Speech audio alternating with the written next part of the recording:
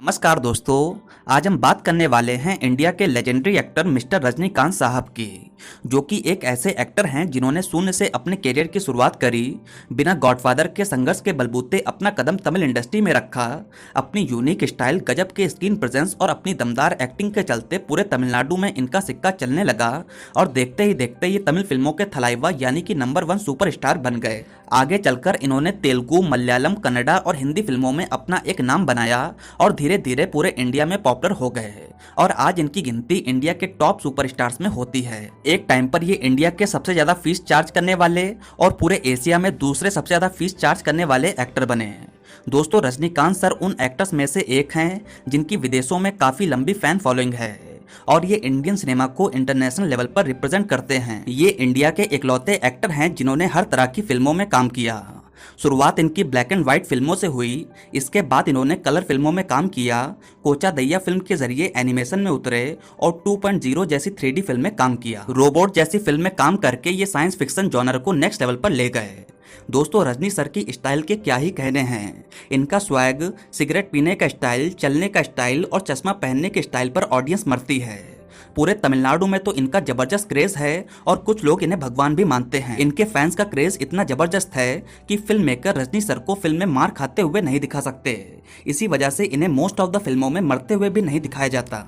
अगर ऐसा कोई सीन फिल्म में होता तो ऑडियंस इतनी नाराज हो जाती कि थिएटर की सीट फाड़ देती, स्क्रीन फोड़ देती और थिएटर को तहस नहस कर देती। इसी वजह से फिल्म मेकर्स ऐसे सीन को फिल्म में रखने से अवॉइड करते। एक बार बादशाह मूवी के सीन में रजनी सर को बांध के मारा जाना था। इस सीन को हटाए जाने की काफी मांग हुई, हालांकि मेकर्स ने इस सीन को वैसे ही रख दिया। उस समय थिएटर ओनर्स काफी डरे हुए थे, लेकिन बाद में जब रजनी सर ने विलन को बांध कर मारा तब फैन सेटिस्फाई हुए। ऐसा स्टारडम है रजनी सर का। आज हम रजनीकांत सर की शुरुआती जिंदगी, लाइफ के स्ट्रगल, इन्होंने सक्सेस कैसे पाई और इनके स्टारडम की बात करेंगे। साथ ही साथ जानेंगे रजनीकांत से जुड़े बहुत सारे किस्से जो शायद आप नहीं जानते होंगे।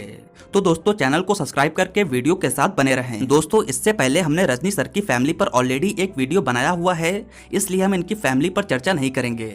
यहाँ हम सिर्फ और सिर्फ रजनी सर की ही बात करेंगे। तो चलिए वीडियो शुरू करते हैं। दोस्तों, रजनीकांत साहब का जन्म 12 दिसंबर साल 1950 को बेंगलोर, मैसूर में हुआ, जो अब कर्नाटक के अंतर्गत आता है। ये एक मराठा फैमिली में जन्मे हैं और इनका नाम भी मराठा सम्राट छत्रपति शिवाजी के नाम पर रखा गया।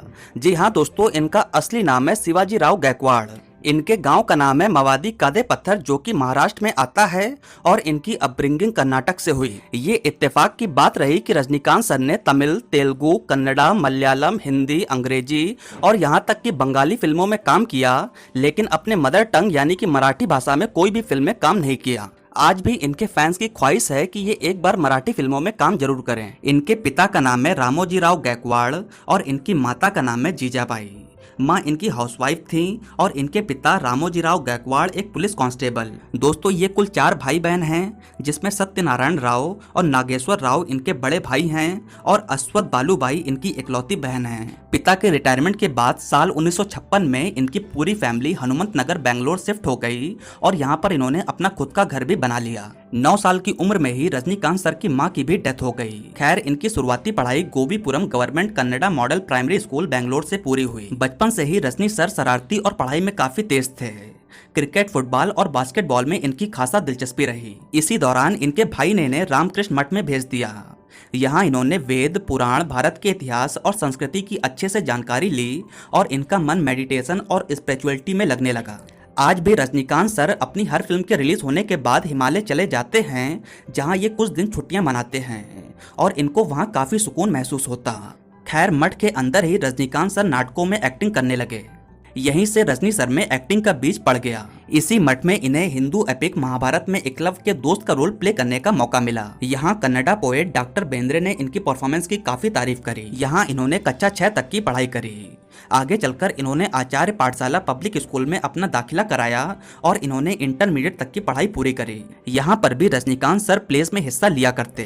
खैर, घर की स्थिति काफी कमजोर थी, इसलिए पढ़ाई पूरी होते ही रजनी सर ने कई तरह की जॉब्स करनी शुरू कर दी। इन्होंने कूली और बस कंडक्टर की जॉब करी, जहां बस कंडक्टर के तौर पर इनको प्रति माह 750 रुपए मिला करता था। इसी दौरान कन्नड़ा प्ले राइटर मिस्टर टोपी मुनियप्पा ने इन्हें माइथोलॉजिकल प्लेस ऑफर किया। जहां ये मान गए और ये लगातार अलग अलग तरह के प्लेस में काम करते रहे। आगे चलकर एक विज्ञापन के जरिए इनको मद्रास फिल्म इंस्टीट्यूट के बारे में पता चला। ये यहाँ से एक्टिंग सीखना चाहते थे, लेकिन इनकी फैमिली इनके इस डिसीजन से खिलाफ थी। बहरहाल इनके दोस्त राज बहादुर हमेशा इनके साथ रहे और इनको फाइनेंशियली काफी ज्यादा सपोर्ट किया। इनके दोस्त ने ही इनका दाखिला एक्टिंग स्कूल में करवाया। अब Rajinikanth sir Madras film institute से एक्टिंग सीख रहे थे। इसी दौरान एक नाटक के दौरान इन्होंने दुर्योधन का रोल प्ले किया और इन पर डायरेक्टर के बालाचंदर की नजर पड़ी। बालाचंदर साहब इनके काम से काफी ज्यादा इम्प्रेस हुए और इनको तमिल सीखने को कहा। दोस्तों रजनीकांत सर ने तुरंत ही तमिल सीखी। एक रात ये चुपचाप घर से भाग गए और चेन्नई जा पहुंचे, जहां इन्होंने के बालाचंदर साहब से मुलाकात करी। डायरेक्टर के बालाचंदर ने रजनीकांत सर को अपूर्व रागंगल फिल्म में साइन किया। फिल्म के हीरो थे कमल हसन और इस फिल्म में इन्होंने ग्रे सेट प्ले किया। ये फिल्म के अंदर एब्यूजिव हस्बैंड बने थे। फिल्म को 3 नेशनल अवार्ड मिले और रजनी सर काफी इंप्रेसिव लगे। ये रजनी सर की पहली फिल्म थी, जबकि कमल हसन 20 से अधिक फिल्मों में काम करके पॉपुलर हो चुके थे। हालांकि इसी फिल्म से कमल हसन को भी मेजर सफलता मिली। खैर रजनी सर अपनी ज्यादातर शुरुआती फिल्मों में निगेटिव रोल में नजर आए। कभी ये रेपिस्ट बनते, तो कभी वुमनाइजर, तो कभी ये पोर्नोग्राफिस्ट बनते। इनकी दूसरी फिल्म थी कथा संगमा, जो कि एक कन्नड़ा फिल्म थी और इस फिल्म में ये रेपिस्ट बने। इनकी तीसरी फिल्म थी अंथुलेनी कथा, जो कि एक तेलुगु फिल्म थी। के बालाचंदर की इस फिल्म में इनका काफी इंपॉर्टेंट रोल था। इनकी चौथी फिल्म थी मुंदरू मोदी चू, जिसमें इनको पहली बार बड़े रोल में कास्ट किया गया। हालांकि यहाँ भी फिल्म के लीड हीरो कमल हसन थे। इसके बाद ये कन्नड़ा फिल्म बालू जैनू में फिर से निगेटिव रोल में नजर आए। इस तरह रजनी सर या तो निगेटिव रोल करते या सपोर्टिंग रोल। दोस्तों रजनी सर अपने स्ट्रगल के दिनों में अल्कोहल बहुत पीने लगे थे, लेकिन एक बार के बालाचंदर ने उन्हें पकड़ लिया और उन्होंने रजनी सर को काफी ज्यादा डांटा। इसके बाद इन्होंने हमेशा के लिए शराब छोड़ दी। दोस्तों रजनी सर को बतौर लीड हीरो पहली बार एक तेलुगु फिल्म में कास्ट किया गया और ये फिल्म थी चिलाकम्मा चेप्पी निडी। इस दौरान ये रघुपति राघव राजाराम, भुवाना ओरू केल्विकुरी, सुंदराला सवाल और आदू पुली अंथम जैसी फिल्मों में सपोर्टिंग रोल और निगेटिव रोल में नजर आए। दोस्तों रजनी सर ने कमल हसन की कई फिल्मों में सपोर्टिंग रोल और निगेटिव रोल निभाए। इन्होंने अवरगल फिल्म में भी सपोर्टिंग रोल प्ले किया, जिसके हीरो भी कमल हसन थे। ये कमल हसन ही थे जिन्होंने रजनी सर को समझाया कि अगर ऐसे ही सपोर्टिंग रोल और निगेटिव रोल करते रहोगे तो हीरो कभी नहीं बन पाओगे, और कमल हसन ने इनको सजेस्ट किया कि वे लीड रोल पर फोकस करें। इसी के बाद रजनी सर लीडिंग रोल पर फोकस करने लगे। दोस्तों कहते हैं कि संघर्ष के दिनों में रजनी सर को एडवांस नहीं दिया जाता था, और जब रजनी सर एडवांस मांगते तो मेकर्स उन्हें डांट देते और कई बार तो फिल्म से भी बाहर निकाल देते। ये सब बातें रजनी सर को काफी बुरी लगती और स्टारडम पाने के बाद रजनी सर ने उन मेकर्स के साथ कभी काम नहीं किया। इस तरह साल 1978 तक रजनीकांत सर ने 26 फिल्मों में काम किया। इन फिल्मों में तमिल, तेलुगु और कन्नड़ा भाषा की फिल्में शामिल हैं। फाइनली एम भास्करन की फिल्म भैरवी में रजनीकांत सर सोलो हीरो के तौर पर नजर आए। उस समय तक जनरली डार्क स्किन टोन वाले लोगों को हीरो के तौर पर कंसीडर नहीं किया जाता था। ऐसा माना जाता था कि ब्लैक स्किन टोन वाले एक्टर को ऑडियंस एक्सेप्ट नहीं करेगी, लेकिन भैरवी फिल्म के सुपरहिट होते ही ये मिथ पूरी तरह से टूट गया कि सिर्फ गोरे रंग के लोग ही हीरो बन सकते हैं। इसी के बाद विजयकांत जैसे कई ब्लैक स्किन टोन वाले एक्टर्स को हीरो बनने की इंस्पिरेशन मिली। इसके बाद ये इल्मई ऊजल आदू किरातू फिल्म में कमल हसन के साथ बराबर रोल में नजर आए और ये फिल्म सुपरहिट रही। इसके बाद वना कक्कातू कोरिया कठालिया फिल्म में एक इंट्रो सॉन्ग रखा गया, जिससे रजनीकांत सर की एंट्री कराई गई और यहीं से ये तमिल फिल्मों में ट्रेंड बन गया। इसके बाद मुलुम मलरुम भी बॉक्स ऑफिस पर क्रिटिकली और कमर्शियली काफी ज्यादा सराही गई। इस तरह साल 1980 तक इन्होंने 50 से अधिक फिल्मों में काम किया और साउथ की चारों इंडस्ट्रीज में अपना अच्छा खासा नाम बना लिया, जिसमें इनकी बहुत सारी फिल्में बॉक्स ऑफिस पर चली भी और इनकी स्टाइल और एक्टिंग का एक अलग ही क्रेज बन गया। दोस्तों रजनी सर के करियर में अमिताभ बच्चन का बहुत बड़ा योगदान रहा और रजनी सर अमिताभ बच्चन को अपनी इंस्पिरेशन भी मानते हैं। उस दौरान इन्होंने अमिताभ बच्चन की दर्जनों क्लासिक फिल्मों का रीमेक किया, जिसमें अमर अकबर एंथनी, मजबूर, नसीब, लावारिस और डॉन जैसी कई फिल्मों के नाम शामिल हैं। बहरहाल डॉन की रीमेक की गई फिल्म बिल्ला रजनीकांत सर के करियर का मील का पत्थर साबित हुई। ये फिल्म सुपर डुपर हिट रही और रजनीकांत सर रातों रात सुपरस्टार बन गए। अब कमल हसन को पीछे छोड़कर इन्हें टॉप एक्टर कंसीडर किया जाने लगा। दोस्तों हमेशा से ही रजनीकांत सर और कमल हसन के बीच टफ कंपटीशन रहा है, जहां रजनीकांत सर मास हीरो माने जाते और इनकी फिल्में बीसी सेंटर्स में काफी ज्यादा चलती हैं। वहीं कमल हसन की फिल्में ए सेंटर्स यानी कि शहरी इलाकों में काफी ज्यादा पसंद की जाती हैं। ये काली, मृत्युकलाई, दीवार मूवी की रीमेक थी, गोलमाल की रीमेक थिल्लू मुल्लू, पोकरी राजा और मुंदरू मुगम जैसी सुपरहिट फिल्मों में नजर आए और इन सभी फिल्मों ने ताबड़तोड़ कमाई करी। अब ये पूरी तरह से मास हीरो बनकर तमिल इंडस्ट्री पर रूल कर रहे थे। अंधा कानून फिल्म के जरिए इन्होंने बॉलीवुड में भी कदम रख दिया। हर साल रजनीकांत सर हिट पर हिट फिल्में देते और ये कामयाबी की सीढ़ियां चढ़ते चले गए। दोस्तों, रजनीकांत सर ने ज्यादातर मसाला फिल्मों में काम किया था। अपनी 100वीं फिल्म के जरिए इन्होंने कुछ नया करने की कोशिश करी। ये फिल्म थी श्री राघवेंद्र, जिसे ऑडियंस ने पूरी तरह से रिजेक्ट कर दिया। इसके बाद इन्होंने फिर से मसाला एक्शन फिल्मों में काम किया।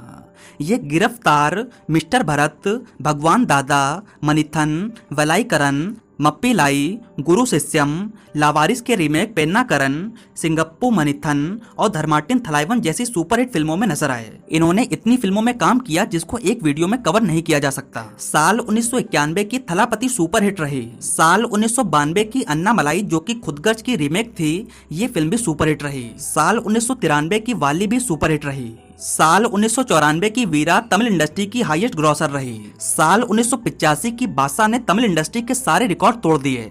साल 1995 की मुत्थु सिल्वर जुबली रही। साल 1999 की पद्यप्पा भी ब्लॉकबस्टर रही। इस तरह 90 का दशक खत्म होते होते इन्होंने इतनी हिट, सुपरहिट और ब्लॉकबस्टर फिल्में दी जिसको दूर दूर तक कोई टक्कर देने वाला नहीं था। क्योंकि रजनी सर 70 के दशक से लगातार काम कर रहे थे और दिन में इनकी 7 शिफ्ट होती थी, इसलिए अब इन्होंने ब्रेक लेने का सोचा और साल 2000 और 2001 में इनकी कोई भी फिल्म रिलीज नहीं हुई। ये नए एक्टर्स के लिए अच्छा मौका था। इस बीच थलापति विजय, थला अजीत कुमार, विक्रम और सूर्या जैसे नए एक्टर सामने आए। खैर 2002 में इन्होंने बाबा फिल्म से अपना कमबैक किया।